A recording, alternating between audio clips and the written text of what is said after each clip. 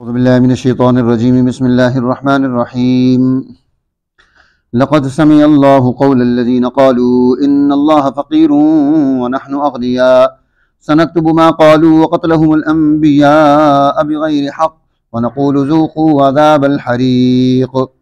صدق اللہ العظیم۔ یہ خلاصۃ القرآن ہے اور سورہ آل عمران، اس کے آخری دو رکوع، چوتھا پارہ رکوع نمبر 10 اور رکوع نمبر 11 ہے۔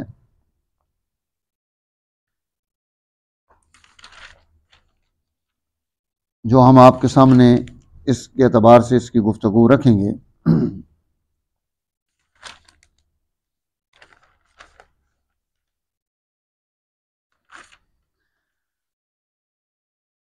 اللہ تعالیٰ نے ان دو رکوعوں میں جو چیزیں ہمیں رہنمائی کے طور پر ارشاد فرمائی ہیں، سب سے پہلی چیز تو یہ ہے کہ یہود جو تھے، انہوں نے رسول اللہ صلی اللہ علیہ وسلم جو پیغام ہدایت و حق لے کر آئے اور ان کے سامنے اس کو رکھا، تو یوں چونکہ اہل العلم تھے، اہل الکتاب تھے اور یہ بگڑے ہوئے تھے،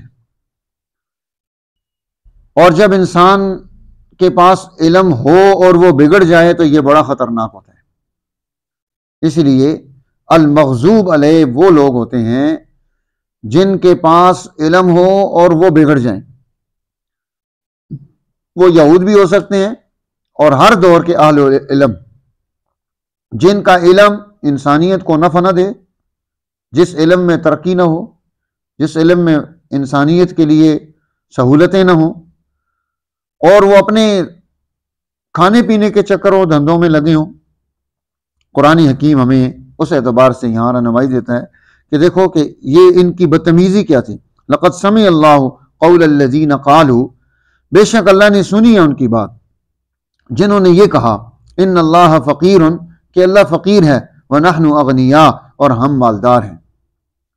نعوذ باللہ۔ سنکتب ما قالوا، اب لکھ رکھیں گے ہم ان کی بات، وقتلهم الانبیاء بغیر حق، اور جو خون کیے انہوں نے انبیاء علیہ السلام کے ناحق، ونقول، اور کہیں گے ذوقوا، چکھو، عذاب الحریق، عذاب جلتی آگ کا۔ ٹھیک ہے، یعنی ایک تو اللہ کی ذات کے بارے میں گستاخانہ انداز ہے کہ اللہ تعالیٰ نے، اللہ وہ ایسی ذات تھوڑی ہے کہ اس کے پاس کوئی سٹاک کم ہو جاتا ہے یا اس کے وسائل معیشت میں کمی آ جاتی ہے۔ وہ تو بڑی طاقتور ترین ذات ہے۔ حدیث قدسی ہے، اللہ تعالیٰ فرماتے ہیں کہ یا عبادی، اے میرے بندو، لو ان اولکم و آخرکم و انسکم و جنکم و رطبکم و یابسکم، تم سب کے سب، انسان، جنات، خشک و تر، پہلے پچھلے جمع ہو جاؤ اور سارے مل کر میرے سے دعا مانگو، سوال کرو، اور میں تم سب کو وہ سب عطا کر دوں جو تمہاری خواہش ہے، یعنی جو تم چاہ رہے ہو۔ دیکھو انسان کی کتنی بڑی بڑی خواہشات ہوتی ہیں، ٹھیک ہے نا، ہم اللہ سے ہر خواہش مانگتے ہیں نا۔ اللہ فرماتے ہیں کہ میں تمام کی تمام خواہشات کو کیا کر دوں، پورا کر دوں۔ میرے خزانوں میں اتنی کمی بھی پیدا نہیں ہوتی جتنا ایک سوئی کو آپ لے کر سمندر میں ڈبوئیں اور سوئی کو باہر نکالیں اور سوئی کے نکے پر جو ہے نا ایک چھوٹا سا قطرہ یا تری لگی ہوتی ہے، اتنی اللہ کے خزانوں میں بھی کمی پیدا نہیں ہوتی، ساری کائنات کی ساری خواہشات پوری کر کے۔ اس کے خزانے تو اتنے ہیں۔ اب اس نے کیوں کہا ہے کہ مال اللہ کے راستے میں دو؟ اس لیے کہ انسان یہ مال جمع کر کر کے بخیل نہ ہو جائے، اس کے اندر سرمایہ داری ذہنیت نہ پیدا ہو جائے، اور جب اس کے اندر مال، یہ مال کا پجاری بن جائے گا، اس کے اندر مال کی محبت پیدا ہو جائے گی، تو یہ اللہ کی مخلوق کو تانے دے گا اور ان کے ساتھ بدتمیزی کرے گا، بد اخلاقی سے پیش آئے گا، جرائم کا ارتکاب کرے گا۔ اس لیے اس کے دل میں اللہ تعالیٰ مال کی محبت نکالنا چاہتا ہے، اس لیے مال خرچ کرنے کا حکم دیا۔ لیکن جب اللہ نے مال خرچ کرنے کا حکم دیا تو انہوں نے اگلا بدتمیزی کا لفظ یہ استعمال کر لیا، ان اللہ فقیر ونحن اغنیاء۔ قرآن حکیم نے اس بات کو کئی جگہ پر پیش کیا ہے، آگے بھی انشاءاللہ جب ہم تفسیر قرآن میں چلیں گے تو یہ چیزیں آپ کے سامنے آئیں گی۔ تو اس لیے قرآن حکیم کہتا ہے کہ اگلا ان کا بڑا جرم اور بھی ہے، وَقَتْلَهُمُ الْأَنْبِيَاءَ بِغَيْرِ حق، نبی کو قتل کرنا، اور وہ بھی ناحق۔ نبی اللہ کا نمائندہ ہوتا ہے، نبی کائنات میں سب سے محترم ہستی ہوتی ہے، نبی اللہ کی رحمتوں کو کائنات میں کھینچ کر لانے کا ذریعہ ہوتا ہے۔ جس سوسائٹی میں، جس جماعت میں، جس قوم میں نبی موجود ہو، وہاں اللہ کا عذاب نہیں آتا۔ اللہ تعالیٰ کا قانون ہے، جب بھی اللہ نے کسی قوم پر عذاب بھیجا ہے، اللہ نے پہلے وہاں سے نبی کو حکم دیا کہ تم نکل جاؤ۔ آپ آگے انشاءاللہ یہ جب یہ چیزیں آئیں گی میں آپ کے سامنے رکھوں گا کہ کہاں کہاں اللہ تعالیٰ انبیاء کو فرما رہے ہیں کہ آپ نکلیں۔ جب وہ نکلے پھر اوپر سے عذاب آ گیا۔ جب تک وہ موجود تھے یہ انسانیت عذاب سے مامون تھی، اللہ کے غضب سے امن میں تھی۔ تو اس لیے انبیاء علیہ السلام کا قتل، فرمایا یہ سب چیزیں ہم نے لکھی ہوئی ہیں اور اس کی تمہیں ہم سزا دیں گے، اور یہ تمہارا وہ بدلہ ہوگا تمہارے آگے بھیجے ہوئے اعمال کا۔ کیوں؟ اللہ تعالیٰ لیس بظلام للعبید، اللہ بندوں پر ظلم نہیں کرتا۔ لیس بظلام للعبید، دیکھو ظلام کا صیغہ مبالغے کا ذکر کر کے اللہ تعالیٰ فرما رہے ہیں کہ اللہ اپنے بندوں پر کیسے ظلم کر سکتا ہے؟ یہ جو تمہیں سزا مل رہی ہے، تم جل رہے ہو، تمہارے اپنے کرتوت ہیں۔ اگر تمہارے کرتوت اچھے ہوتے تو تمہیں ان سزاؤں سے جو ہے تم ان سے بچ سکتے تھے۔ فرمایا الذین قالوا ان اللہ عہد الینا،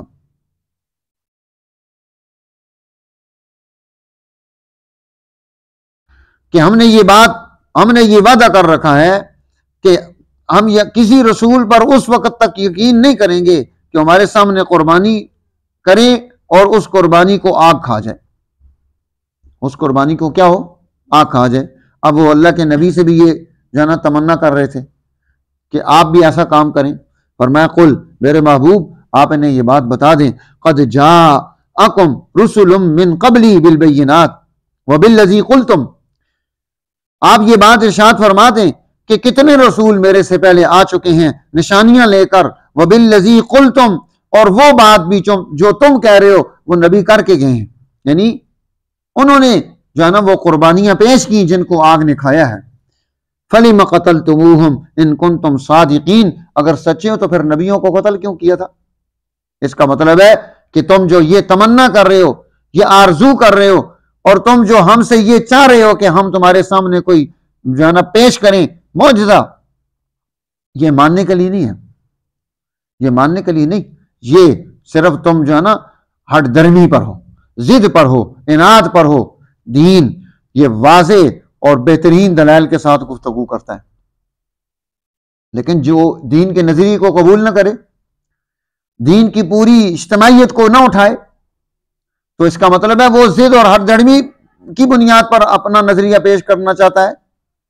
یا تو نبی کے نظریے کو قبول کر لے یا پھر اپنا نظریہ پیش کرے۔ اس لیے فرمایا یہ ساری باتیں تمہارے سامنے رسول کر چکے ہیں، پھر تم نے انہیں قتل کیا، اور فرمایا میرے محبوب فَإِن كَذَّبُوكَ، یہ آپ کو جھٹلا رہے ہیں نا، فَقَدْ كُذِّبَ رُسُلٌ مِّن قَبْلِكَ، آپ سے پہلے جو رسول آئے ان کے ساتھ بھی یہی ہوا۔ جاؤ بالبینات، وہ دلائل لے کر آئے تھے، والزبر، صحیفے لے کر آئے تھے، والکتاب المنیر، وہ چمکتی ہوئی کتابیں روشن رہنمائیاں لے کر آئے تھے، لیکن انہوں نے نہیں مانا ہے۔ لیکن یہ بچ نہیں سکتے، کب تک جیے گا؟ ہاں جی، وہ کہتا ہے نا کہ بکری کی ماں کب تک خیر منائے گی؟ کیوں کہ اس بکری کے بچے نے چھری کے نیچے تو آنا ہی ہے کسی نہ کسی وقت، وہ کسائی کے ہاتھ لگے گا، اس لیے جتنا بھی اس کو بچائے گی اس نے آخر چھری کے نیچے آ جانا ہے۔ کل نفس ذائقۃ الموت، تم سب کو موت کا ذائقہ چکھنا ہے، اور یہ موت کا ذائقہ چکھ کر یہ نہیں کہ اب سب ختم، ملیا میٹ ہو گیا، مر گئے تو ختم ہو گیا، نہیں۔ وَإِنَّمَا تُوَفَّوْنَ أُجُورَكُمْ يَوْمَ الْقِيَامَةِ، تم کو پورے بدلے ملیں گے قیامت کے دن، پیمائش کر کے تول کے ایک ایک چیز کا حساب کتاب ہوگا۔ اس لیے اللہ تعالیٰ فرما رہے ہیں فَمَنْ زُحْزِحَ عَنِ النَّارِ، جو کوئی جہنم سے بچ گیا، وَأُدْخِلَ الْجَنَّةَ، اور جنت میں داخل ہو گیا، فَقَدْ فَازَ، اس کا کام بن گیا ہے۔ دیکھو رمضان میں حضور صلی اللہ علیہ وسلم نے کیا فرمایا کہ تم اللہ تعالیٰ سے دو چیزیں مانگو۔ اللہ تعالیٰ سے کیا مانگو؟ کتنی چیزیں مانگنے کو حکم دیا؟ دو چیزیں مانگنے کا حکم دیا، فَتَسْأَلُونَ اللَّهَ الْجَنَّةَ، اللہ سے جنت مانگو، وَتَعَوَّذُونَ بِهِ مِنَ النَّارِ، اللہ سے اس کی غضب کی جگہ جہنم سے پناہ مانگو.